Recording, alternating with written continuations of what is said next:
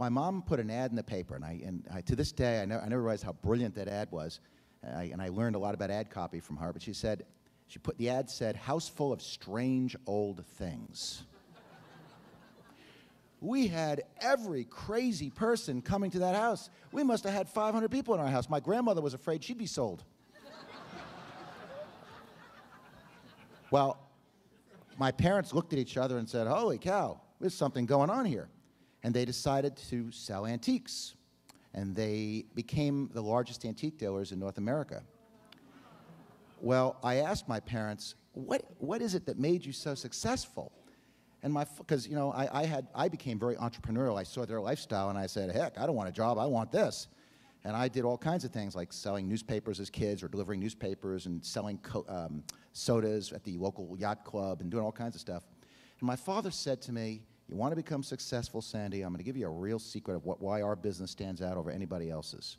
And his answer was, no matter what we do in our antique business, we always try to have what we call constant and never-ending improvement. You either improve or you die. It's that simple. If you have to start a business, always try and make it better. And to this day, when I do seminar business, you don't realize when I deliver my programs, but my program is a result of 20 years of evolution. I would call up students when I get evaluations, and I wouldn't call up the ones who liked me. I called up the ones who didn't like me. And I would ask them, what didn't you like? What did you fear? What could I do better? And as a result of 20 years of evolution, that's how I made my business the way it is. So I would say that's certainly one of the major things that affected me. Excellent. Hey, give him a round of applause. Thank you. Great. Thanks, guys. So are you writing down lessons? As I've got about 7 or 8 right there, so hopefully you've got that because these are important things. Like, let me ask you a question. If you could take a really rich person to lunch, would you? Yes. Well, you got 7 with you right now, so or 6 at this point in time, and literally, what comes out of their mouth should be going not only into your brain but locked in there. Yes or yes? Yes. All right. Let's ask another question here, and that is. Some of you alluded to it a little bit, but what do you believe is the number one reason for your success, and why do you believe that? And it could also include personal characteristics or traits, whatever you feel is, but just keep it to one thing. We'll give you 1 minute. So the number one reason, if you could boil it right down, there's several we know, but the one most important reason that's most important for your success as to why you become successful. And we'll start right over here. Yeah, we'll start with Greg this time.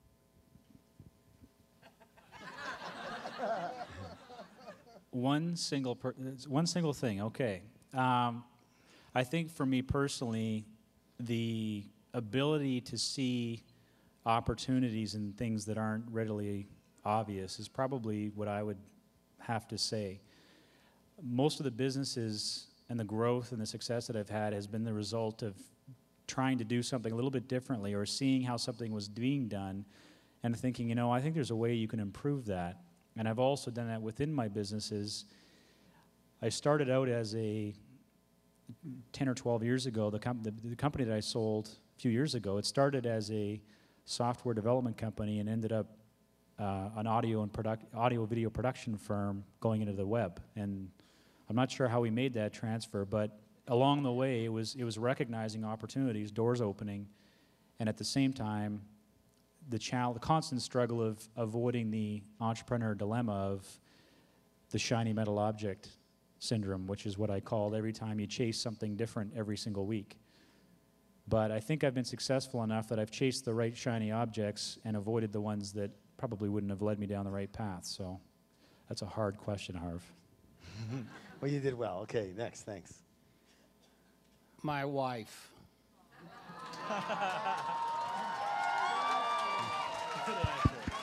Is she here?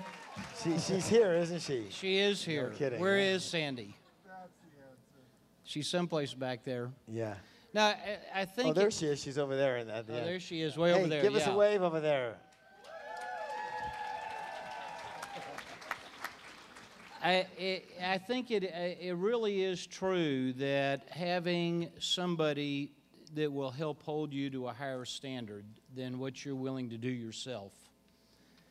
and to me, it's the singularly most powerful, I'll tear up talking about it, it's the singularly most powerful force in my life, bar none.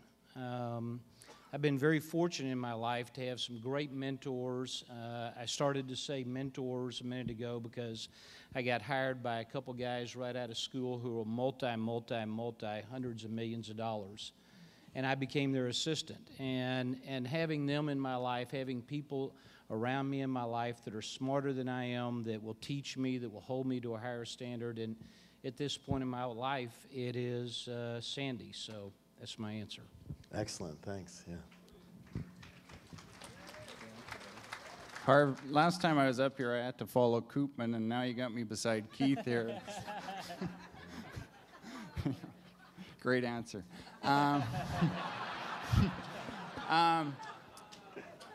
As far as my personal success goes, definitely I would have to say it's focus, and more than just focus, it's focus on the area of the business that I love, which for me is pure research. So my business went to the next level when I truly asked myself, what in my business do I love? And it turned out it was research. So I started hiring staff to basically take care of all the areas that I didn't really love. And that was like paperwork. And in my business, you know, we're just choked with paperwork. We deal with people's money. And trust me, it doesn't make my clients any money by dealing with paperwork. So when I truly started focusing on what I loved, my business took off. And yeah, that's basically it. Great, good answer, yes. Surrounding myself with brilliant people, people that are a lot smarter than I am. I think for anybody, one of the best skills that we can develop is being self-critical. Understanding really what you're good at, focusing on that, and bringing people around you that can fill in the gaps and do everything else. I think that's one thing that I'm good at. I know what I'm good at. I don't try and do everything else. I have some absolutely brilliant partners that fill in the gaps, and together we make a great team. The concept of a self-made man or a self-made woman, I think, is garbage. You know, nothing of significance is created in the world outside of, you know, a team, and there's always people that have input that aren't necessarily right up here on the stage, but they're in behind you, and without them, you're only a shadow of what you appear. Right, well, that's one of the things we talk about a lot in our programs, isn't it? That you can make it on your own, but not very high, not very big, you know, and not very fun necessarily. Yeah, yeah. Go ahead, Sid. Boy, somebody beat me when I was going to say my wife. That was terrific. Actually, I think I already mentioned it. My real focus in life, and I really instill this in my kids, is constant, never-ending improvement. It never stops.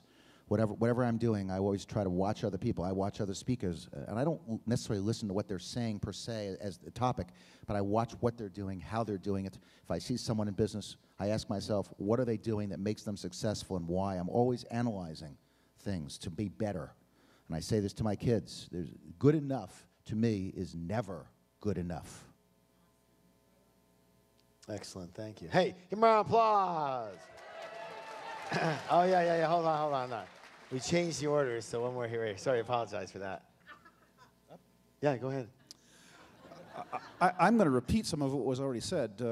The thing that's really helped me has been that I absolutely love what I do. I honestly would probably do this for free if it didn't pay so well.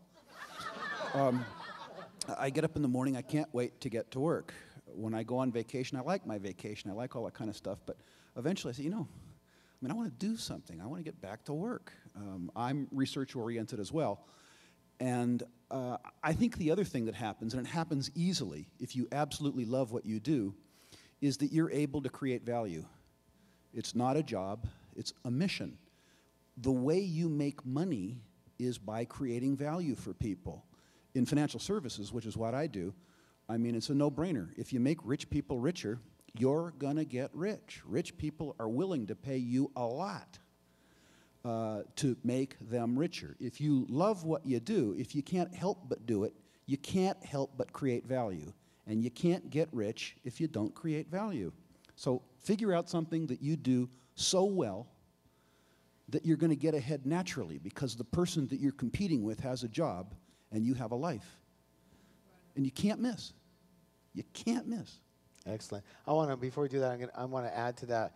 One of the things, again, I've been on a bit of a tour lately, and I don't know, lately I've been ragging on people a lot more. I don't know if it's my stage of life or whatever, but, you know, they just got to get it. And, you know, I just get in their face. You know, I have a tendency to do that, yes?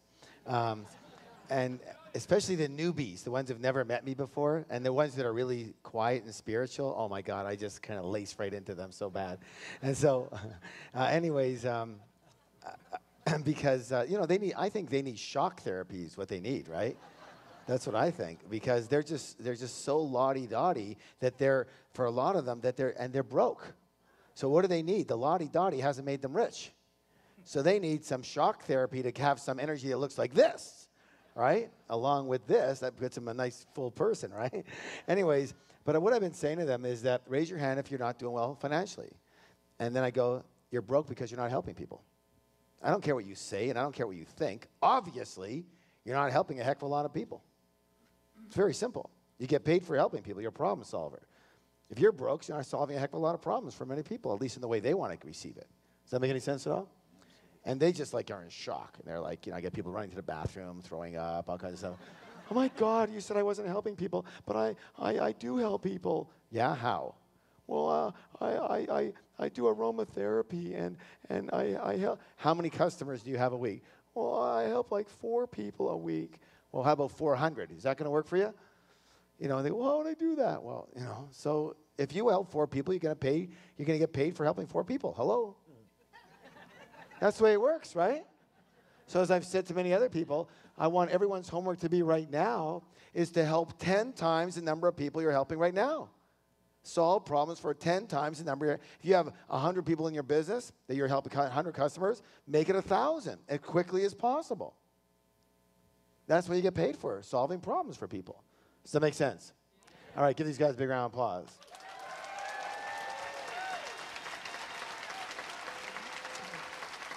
Okay, one of the things that happens for many people is we run across obstacles. Yes? Raise your hand if that's ever happened to you. All right.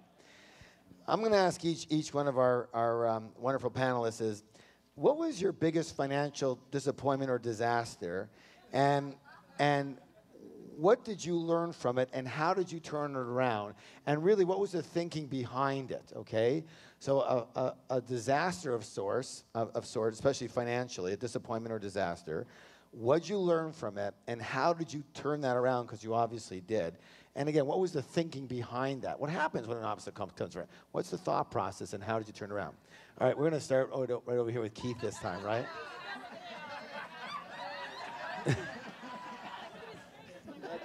Yeah, I know. Well, we'll come back to you. Don't worry.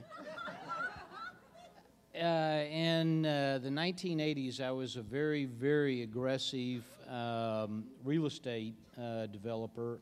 I'd already made a ton of money in cable television, made a ton more in real estate in Texas. And anybody who remembers back to that time will remember a little poem that I heard one time that goes, "Money talks, I can't deny. I heard it once, say goodbye."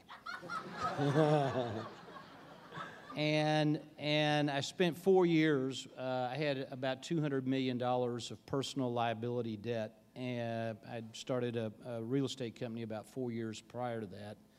And I had made a lot of money, and then a lot of things happened, including my own hubris, and I wound up losing all my money. And so for 4 years, I was spent every day, all day long, negotiating with the federal government because all my banks had failed. I was negotiating with the federal government to repay somehow $200 million. I said a big financial disaster. Okay, go ahead. We'll take this one for now. Yeah, I did. I repaid it. I gave them back their property and a ton of cash, and I negotiated my way out of it. In 1990, my accountants came to me and told me that first of all, they said congratulations. Secondly, they said that I had created a $9 million tax liability to the IRS for forgiveness of debt. And I said, what's my options? And they said, pay it or go broke. And so February the 12th, I'll never forget this day, in 1991, I declared personal bankruptcy, and it was the singularly most devastating day of my life, primarily because I had my net worth and my self-worth entwined, which is another way of saying that who I was on the inside was no longer about who I was, but instead it had everything to do with what I had and what I did. And so I took a sabbatical. That's how I got out of it. I took an 18-month sabbatical. I did not know how long it was going to last. I studied the world's religions. I read 200 books on philosophy, all the ologies, philosophy, theology, psychology. And ultimately, the way I describe this, and I know I'm going 1 second long, but if I can just tell this last little story. The way I describe this time period is it's like being on a basketball court at halftime, and I'm jogging off the court, and I glance back up at the scoreboard as I'm heading to the locker room, and the score says it's 87-3. The other guy's winning. And so as I'm in the locker room at halftime, I kept asking myself the question, how am I going to win this game? And it turns out that was the wrong question. The question I